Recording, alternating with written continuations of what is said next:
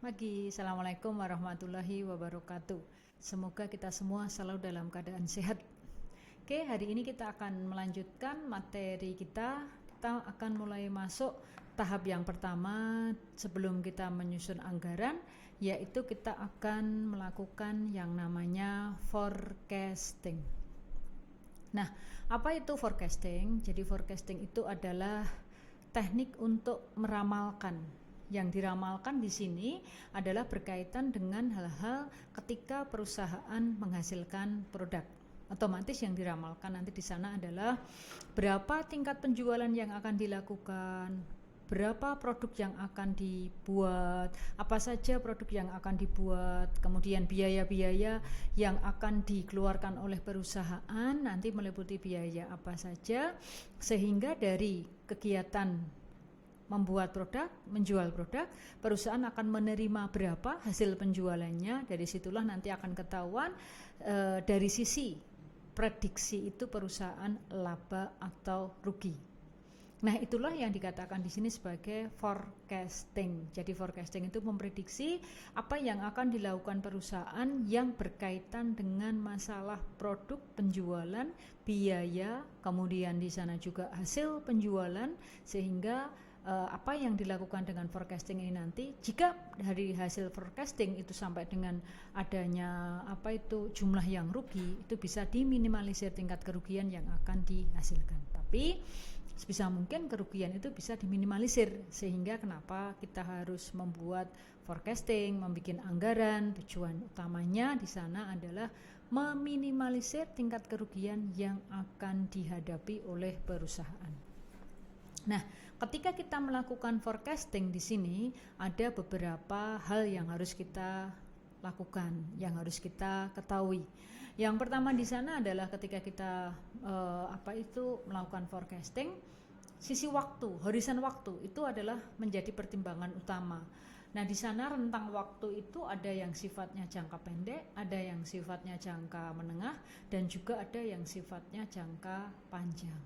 Nah, dikatakan jangka pendek di sini yaitu ketika di sana forecast itu kurang lebih waktunya hingga 1 tahun, dari bulan pertama sampai dengan 1 tahun. Kemudian dikatakan jangka pendek jika di sana itu forecast itu dilakukan untuk 1 sampai 3 tahun. Dan dikatakan forecast yang sifatnya jangka panjang ketika di sana forecast itu lebih dari 3 tahun. Nah, kenapa ada forecast yang sifatnya jangka pendek, menengah, dan juga ada jangka panjang? Di sana kaitannya dengan kepentingan apa yang akan dihasilkan dari forecast tersebut. Nah, untuk forecast jangka pendek di sini itu kaitannya adalah dengan pembelian, beli bahan baku. Kenapa dikatakan forecast jangka pendek? Karena ketika beli bahan baku pasti akan digunakan untuk produksi. Produk yang akan diproduksi di sini nanti berapa bahan bakunya. Kemudian di sana juga harus menghitung kebutuhan tenaga kerja. Berapa tenaga kerja yang dibutuhkan? Nanti tenaga kerja itu mengerjakan apa saja dan dia dijadwalkan berapa lama. Apakah full 1 hari ataukah hanya ketika mengerjakan, ataukah kita menggunakan metode di sana itu dikombinasikan. Seberapa banyak unit yang dihasilkan di sana tergantung daripada kemampuan kecepatan tenaga kerja menghasilkan. Kemudian yang kedua yaitu yang berkaitan dengan jangka menengah. Nah, tadi di sana jangka menengah itu kan 1 sampai 3 tahun. Otomatis dalam waktu 1 sampai 3 tahun itu perusahaan merencanakan penjualan yang akan dilakukan di masa yang akan datang. Berapa sih penjualan tahun 2024? Kira-kira 2025 kira-kira berapa? 2026 berapa? Dan seterusnya hingga berjangka berikutnya. Nah, itu perlunya kenapa perusahaan harus membuat forecasting yang sifatnya jangka menengah. Di lain pihak di sana efek daripada melakukan forecasting yang sifatnya jangka menengah nanti akan memunculkan anggaran yang namanya adalah anggaran penjualan, anggaran produksi, anggaran bahan baku, anggaran tenaga kerja langsung, anggaran kerja tidak langsung, anggaran biaya overhead pabrik, dan semua jenis-jenis anggaran. Nah, itu disusun dalam jangka menengah. Kemudian yang berikutnya adalah forecasting yang di sini jangkanya jangka panjang. Karena sudah di atas 3 tahun, berarti yang diforecastkan sudah bukan berapa bahan baku yang mau dibeli, berapa tenaga kerja yang akan digunakan, kemudian bagaimana anggaran produksinya, anggaran penjualannya, ataupun anggaran-anggaran yang lainnya. Tapi di sini justru yang difikirkan atau yang diforecastkan di sana adalah produk apa yang akan dibuat selain produk yang telah dibuat. Misalnya semua memproduksi sabun mandi. Nah, berikutnya mungkin perusahaan akan menambah di sana sabun cuci.